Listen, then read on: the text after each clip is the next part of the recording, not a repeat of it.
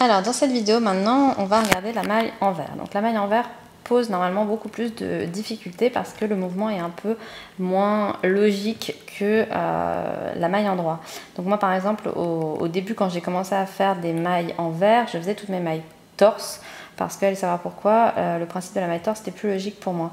Donc j'ai dû recommencer et voilà, m'habituer de façon plus difficile, je dirais, à la maille envers. Donc pour la maille envers, on a le fil qui est donc cette fois-ci devant l'aiguille. On a toujours exactement le même mode de fonctionnement pour enrouler son fil, ça ne change pas.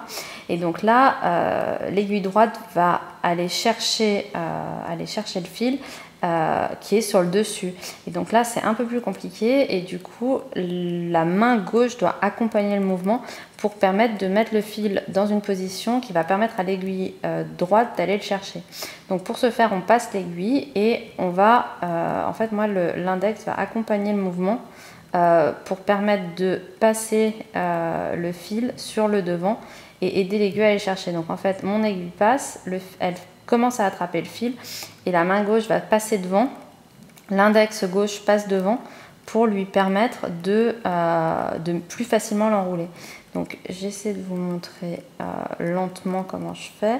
Donc je vais la chercher et là l'index accompagne un peu pour permettre à l'aiguille gauche plus facilement d'entraîner le fil.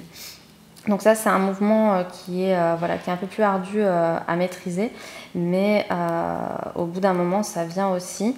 Donc j'essaie de vous le montrer une dernière fois. Donc je vais chercher, j'accompagne un peu. Ma main en fait, en gros ce que je fais c'est que ma main gauche se penche un peu vers la droite pour tourner le fil et qu'il soit plus facile à entraîner dans la maille. Et donc en vitesse normale ça donne ça.